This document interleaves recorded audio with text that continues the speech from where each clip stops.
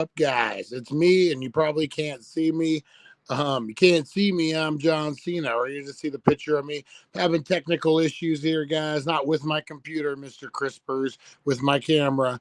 So I'm trying to get it figured out, guys. Hopefully, we can still go live. I know everyone can hear me, so that's a good thing. I forgot to charge my camera, is what it ended up being, and so it's charging, but it won't go. It's a whole mess. All right, guys. So let's get into this. We go live in 2. Hopefully, we'll be able to save the show. The show must go on, guys. We're talking true crime. We're talking craziness. Let's do this, guys.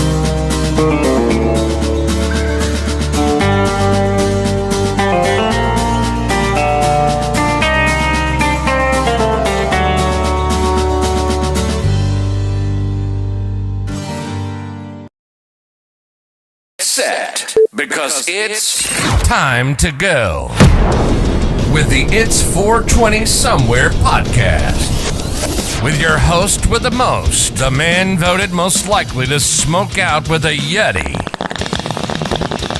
Mr. Brian Brown. Mr. Brian Brown. Now sit back and relax, because it's time to go live across the world, because it's 420 Somewhere.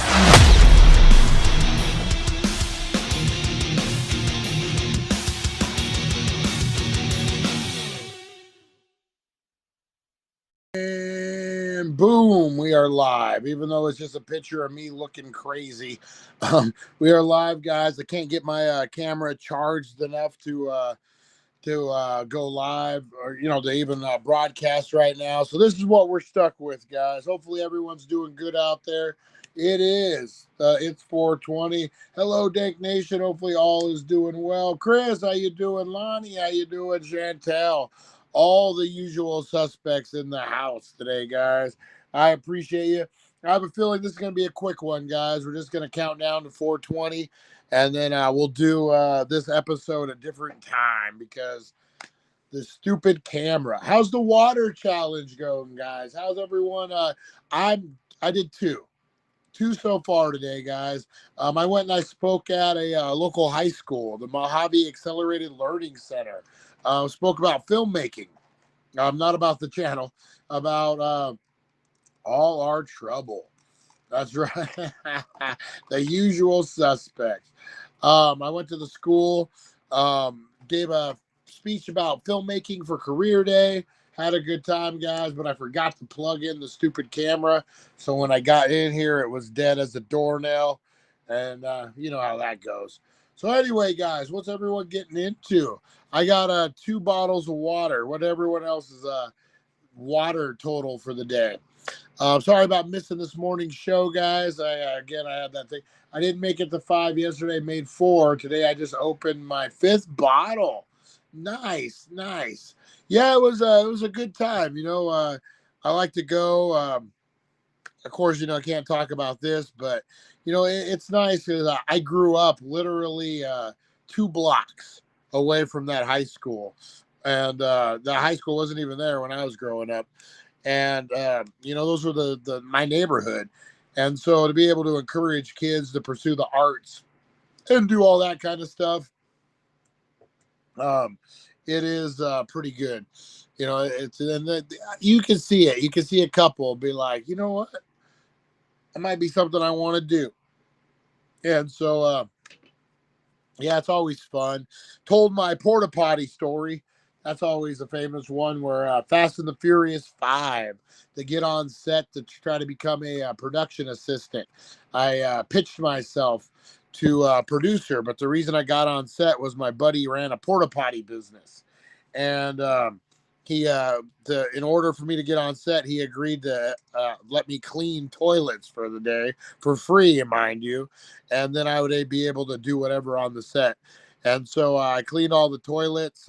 Boy, that was not fun. But then all of a sudden, I met a producer. Next thing you know, I'm working a PA, my first real movie job, and things happen, man. So that's always fun to tell that story. See the kids' reaction, especially when you're talking about cleaning toilets. That's always fun. Oh, what a life, man. I'm ready to make another movie. I'm telling you, I'm ready, man. I'm ready to make another movie very, very soon. The Dake Nation, I need you guys. We're going to make a movie, man. Stoner movie. Going to blow Cheech and Chong out of the water. I actually have a pretty good idea for a heist movie that revolves around a dispensary and 2 female employees and trying to get to Paris. That's right, trying to get to Europe for the summer. Pretty cool coming of age story. I would love to finally be able to film it and make it. Yeah, I got a lot of things on the burner, guy. We need to start making some movies. Who's ready? Who's ready to be a leading man? I think he is. So let's blow it up because it is 420.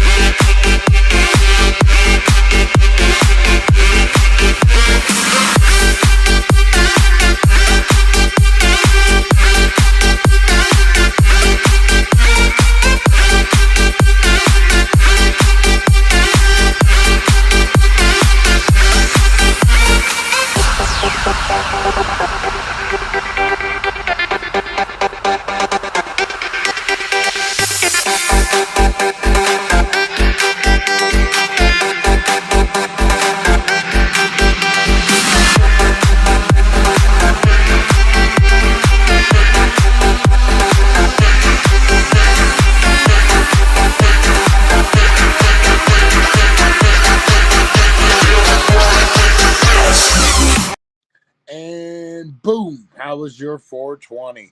Mine was good, guys.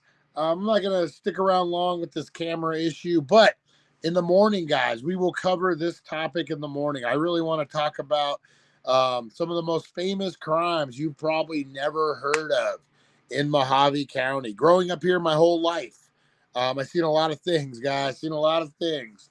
One I really want to cover that you don't hear anything about, guys, was the importation of methamphetamines into Mohave County for the very first time.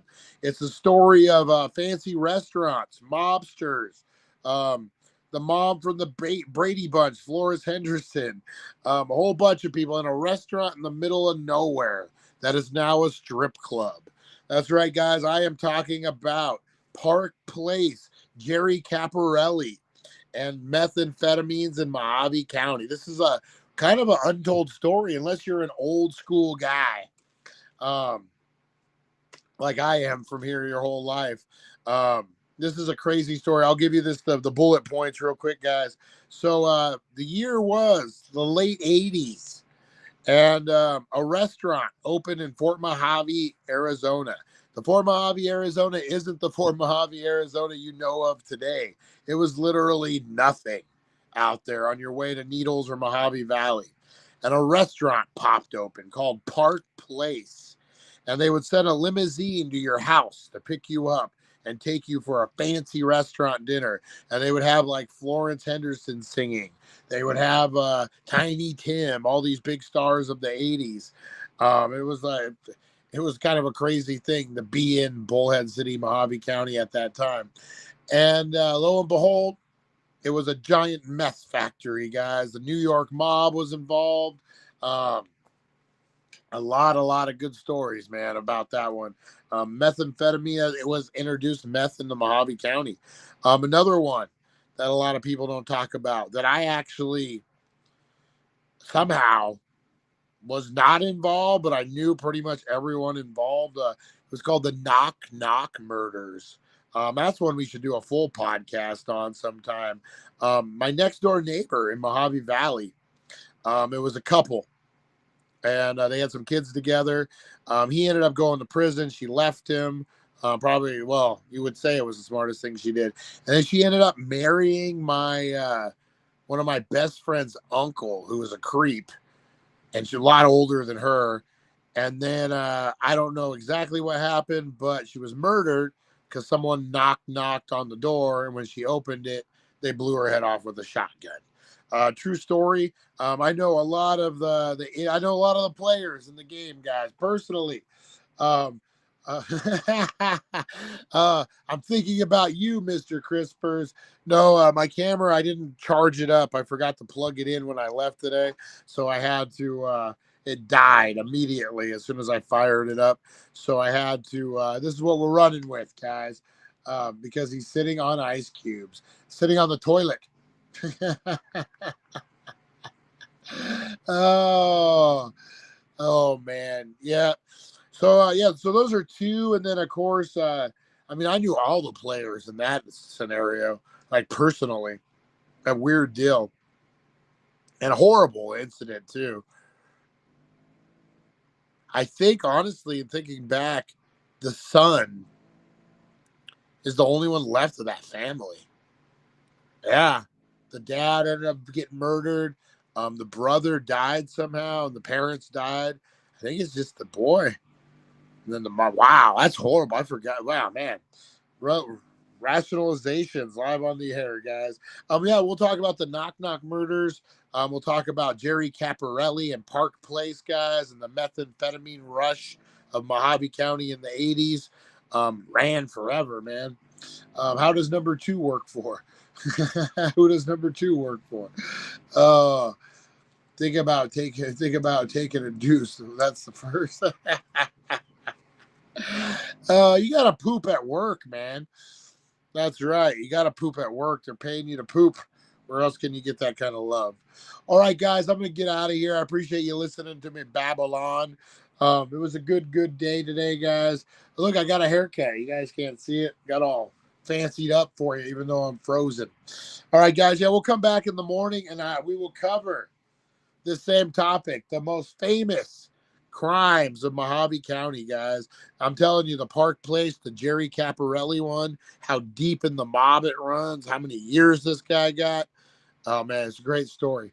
All right, so guys, yeah, make sure you tune in. I love getting paid to use the bathroom. Tim, what was that guy's fucking name?